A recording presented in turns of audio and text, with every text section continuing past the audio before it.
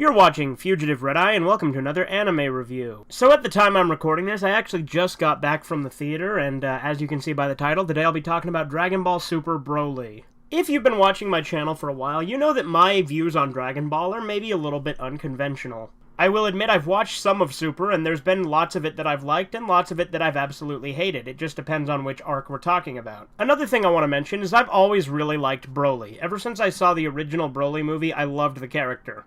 And while I do think that he is a pretty cool character in the original movie, I'll admit that he didn't have a lot of depth or really story to him in the original two movies. There was a third Broly movie, but we don't talk about that one. That one was trash. And it wasn't even the real Broly, it was a clone. But anyway. As for this movie, I got really excited when I heard they were doing it, because I'm like, okay, this is the right move. They're catering to what the fans want, because clearly fans want Broly. And while they sort of got a Broly substitute with Kale and Caulifla, I never particularly liked those two characters. I actually really disliked those characters.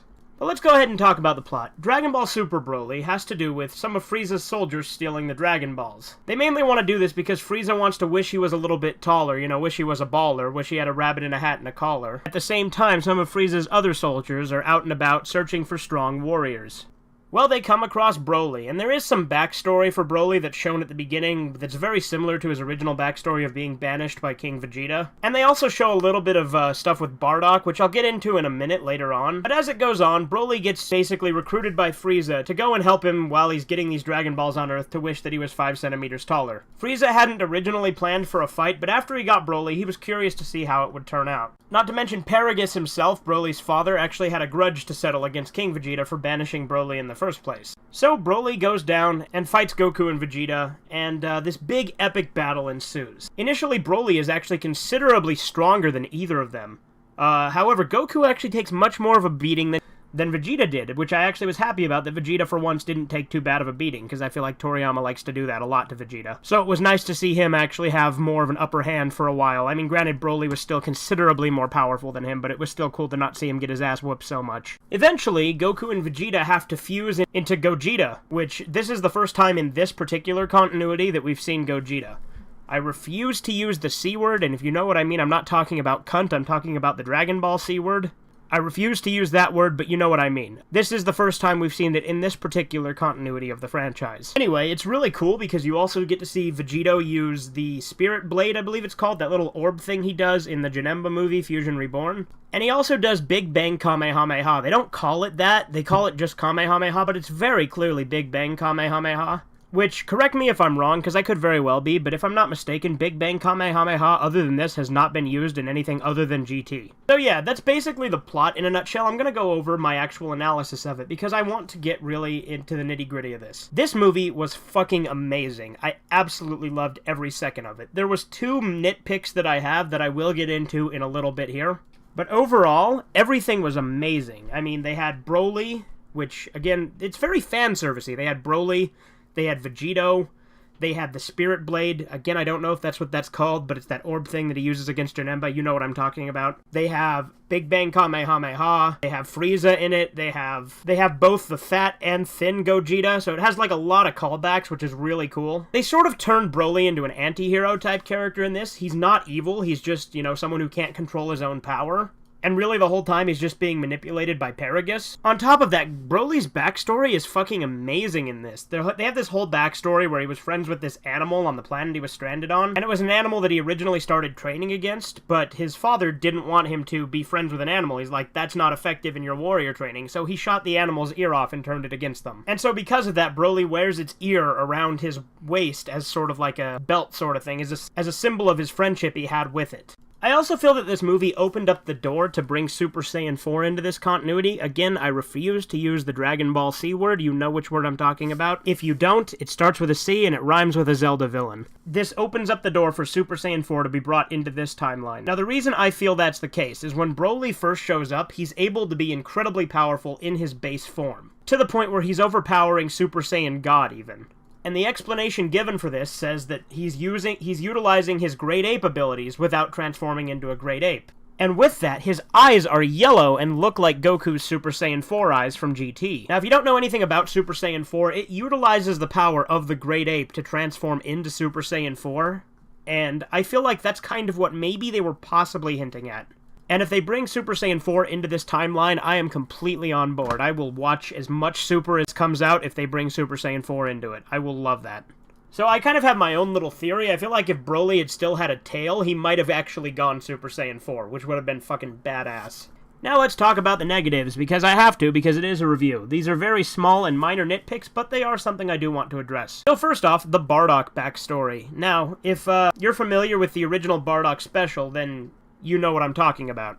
You see, a few years back, Toriyama wrote a manga called Dragon Ball Minus that basically retconned the Bardock story and changed it to a completely new story. Now, some of you may argue that Toriyama himself did not create the original Bardock special, and while that is true, he did implement it into the manga later on. Now, although he didn't put the entirety of the Bardock special into it, Bardock's appearance, particularly with his red bandana, which you understand the symbolism of if you've seen the special, as well as his stand against Frieza, imply that it happened very similarly to the events in the Bardock special. Well, with Dragon Ball Minus, and by extension this movie, which adapts Dragon Ball Minus to an extent, that is no longer the case. And on top of that, Toriyama is also contradicting his original reason why Goku was sent to Earth. They basically sent him to Earth in this because they knew the planet was get destroyed and they wanted to save him. That's not how it happened in the original manga. It was mentioned that he was sent there to destroy Earth. And with this, Goku was implied to not really be evil like he was in the original, so him hitting his head would no longer matter. I knew full well that this was going to be in the movie before going into it because I had seen the trailers.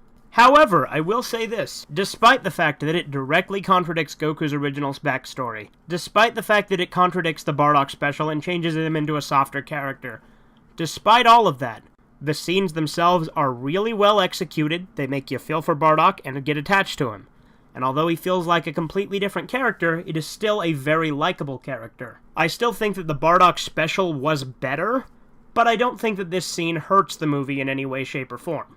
I do think it is a minor nitpick you'll have if you're familiar with the franchise, but inconsistency and Dragon Ball go hand in hand, and this does feel like an intentional retcon. Now this next minor nitpick may be something that I am either misremembering or misconstruing, because maybe it gets explained through Super. As I have mentioned, I have seen select episodes of Super, however I have not seen it in its entirety. But, for some reason, Shenron is only able to grant one wish. Now correct me if I'm wrong, but at this point in the franchise, should not Shenron be able to grant 2 wishes? Again, it doesn't hurt or hamper the movie, it's just a question I had. And then there's one other thing that could be looked at as a plot hole, but isn't really something that I would consider a negative, but I'm going to bring it up anyway. So they teleport away to Piccolo to basically fuse together and train for that, right? And they ask Piccolo if he has a senzu bean, which unfortunately he does not. Well, my question is, why couldn't Goku instant transmit to Korin, grab some senzu beans, instant transmit back, and then go fuse and fight? Again, not a real problem, because it doesn't hurt the narrative in any way, it's just something I thought about. Overall, this was a very solid movie. I'd say it's better than Battle of Gods, better than Resurrection F, and in fact, it's probably better than some of the original Z movies. I wouldn't put it at my number 1. I'd still say that falls to Bardock, the father of Goku, which you could argue isn't a movie, it's a special, but that's neither here nor there. I would say it's probably better than the original Broly movies as well, because it gives Broly a lot more depth and character. Rather than just being the big hulking brute that yells Kakarot, he's actually a likable, developed character who doesn't understand his own strength and power. And this version of Broly makes you feel for him quite a lot more. I highly recommend checking this out if you're a fan of Dragon Ball and if you're a fan of Broly. And if you're a fan of Super especially, I'm sure you'll like it. But like I said, I have very mixed feelings on Super.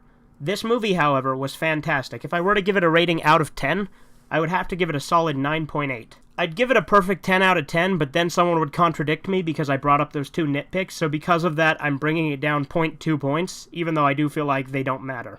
So in my eyes, it's very nearly a 10, and for all intents and purposes, might as well be a 10.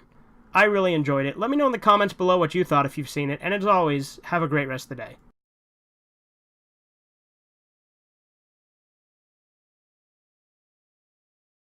Subscribe to Fiji Red Eye.